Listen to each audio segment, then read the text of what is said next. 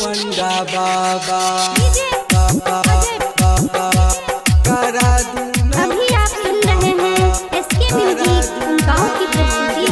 यो पंडा बाबा यो पंडा बाबा करा दूना पूजा। यो पंडा बाबा मंदिरे में एलिए यो पूजा करेला। यो पंडा बाबा करा दूना पूजा। यो पंडा बाबा यो पंडा बाबा Mixed by NK राजा। करा दूना पूजा। यो पंडा बाबा नारियल चुनरी सामग्री हम लेला। धूप अगरबत्ती दक्षिणा हम लेला। नारियल चुनरी सामग्री हम लेला।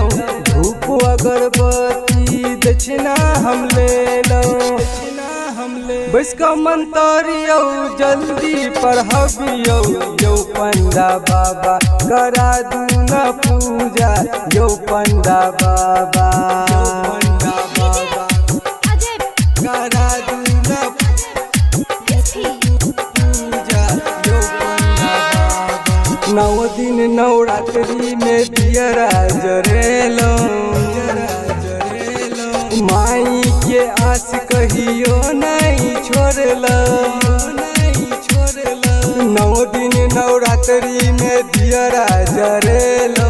माई के आस कहियो नहीं छोड़लो। माई के पूजा यो अही करा दू। यो पंडा बाबा करा दूना पूजा। यो पंडा बाबा करा दूना पूजा। यो पंडा बाबा करा दूना पूजा।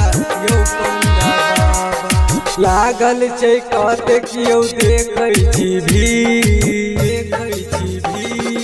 दुनू गोटे एलिए यो माई के मंदिर। लागल छै कतेक यो देखै छी भीड़। दुनू कोई एलिए यो माई के मंदिर। नरेश निराला अहाँ के विनती यो करे। बबुआ दियाला अहाँ के विनती यो करे। यो पंडा बाबा करा दूना पूजा। यो पंडा बाबा यो पंडा बाबा करा दूना पूजा।